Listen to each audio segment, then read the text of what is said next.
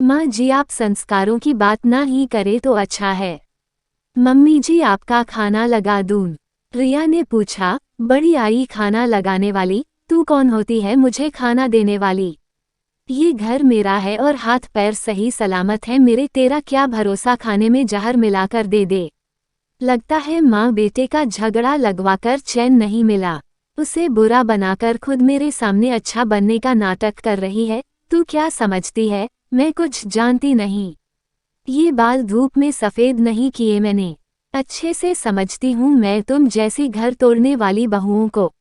सुषमा जी बिना रुके बोले ही जा रही थी और रिया चुपचाप सुन रही थी, क्योंकि ये उनका रोज का नाटक था। विपुल रिया का पति और सुषमा जी विपुल की माँ। लगता है माँ बेटों के बीच सुबह सुबह जब तक तकरार नहीं होती खाना हजम नहीं होता था दोनों का।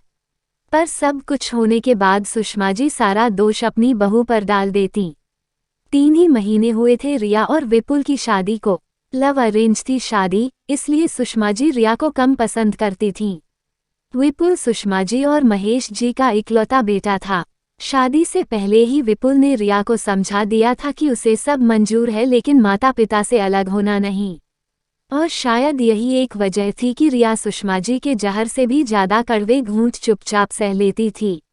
बिन माँ बाप की बेटी, मामा मामी के घर पली बड़ी रिया का हमेशा से एक ही सपना था कि उसे सास ससुर के रूप में माँ बाप मिल जाएं। ससुर तो पिता से भी बढ़कर थे, लेकिन शायद माँ का प्यार उसके नसीब में नहीं था।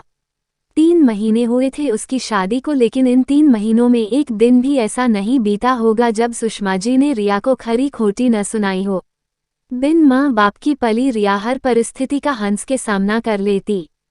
तकदीर ने उसे कठिन परिस्थितियों का सामना करना स्वतः ही सिखा दिया था। रात को ऑफिस से घर लौटते ही विपुल माँ की गोद में सर रख सो गया। सर में हाथ फेरते हुए सुषमा जी ने ऐसी तीखी नजरों से रिया की ओर देखा मानो वे कह रही हों, तू चाहे कितनी भी कोशिश कर ले, मेरे बेटे को मुझसे अलग नहीं कर सकती। रिया अच्छे से जानती थी कि चाहे वह अपनी माँ से कितना भी लड़ झगड़ ले, पर उनके खिलाफ एक शब्द भी नहीं सुनेगा और इसलिए इस बारे में उससे बात करना व्यर्थ होगा। लेकिन इस समस्या का कोई ना कोई हल तो निकालना होगा। अगले दिन सुबह, बहू विपुल का नाश्ता लगा दे। रिया नाश्ता ले आई। ये क्या बहू, नाश्ता गरम तो कर लेती, ठंडा कैसे खाएगा? इसे तो ठंडा बिल्कुल नहीं पसंद। चलेगा माँ, विपुल ने कहा। हाँ भाई, अब तो सब चलेगा, वरना मेरे सामने तो 100 नखरे करता, पर अब बीवी के सामने एक नहीं चलती। माँ, आप बात का बतंगड़ बना रही हो, विपुल ने जवाब दिया और फिर शुरू हुई विपुल और सुषमा जी की बहस। उस दिन तो बात बहुत बिगड़ गई। 2 घंटे तक माँ बेटा बहस करते रहे। विपुल बिना नाश्ता किए ही ऑफिस चला गया। विपुल के जाने के बाद रिया ने अपनी प्लेट लगाए और नाश्ता करने लगी। कैसी औरत है, पति बिना नाश्ता किए चला गया और खुद आराम से बैठ नाश्ता कर रही है। पता नहीं क्या जादू टोना कर दिया है मेरे बेटे पर। बिन माँ बाप की जो है, मामा मामी ने तो कुछ सिखाकर भेजा नहीं, अच्छे संस्कार दिए होते तो। बस करो मम्मी जी, आप जब तक मुझ पर इल्जाम लगा रही थी मैं सह गई, लेकिन अपने माता पिता यानी मामा मामी के खिलाफ एक शब्द भी नहीं सुन सकती मैं।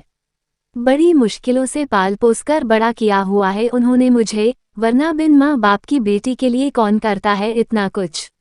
अगर जादू टोना ही करना होता तो सबसे पहले आपको बस में करती।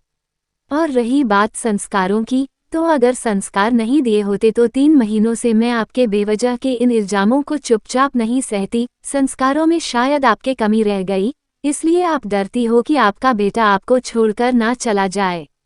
पहले मैं सोचती थी शायद मैं आपको पसंद नहीं हूँ, इसलिए मुझसे नाराज हैं, समय के साथ आप मुझे अपना लेंगी। लेकिन नहीं मम्मी जी, किसी की नाराजगी तो दूर की जा सकती है, लेकिन नफरत नहीं।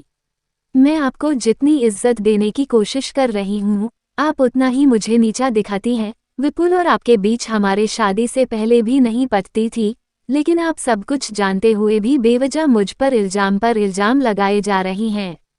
वे आपसे बहुत प्यार करते हैं और मैं भी आपकी इज्जत करती हूँ, लेकिन ये नफरत की आग जो आपके अंदर है एक दिन सब कुछ जलाकर राख कर देगी। अपने पैरों पर खुद कुल्हाड़ी मत मारिए मम्मी जी।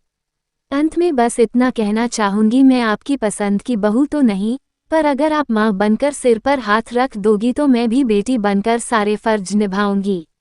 आगे आपकी मर्जी। ये वीडियो कैसी लगी आपको कमेंट करके जरूर बताएं और हाँ, चैनल पर नए हो तो सब्सक्राइब करना न भूलें।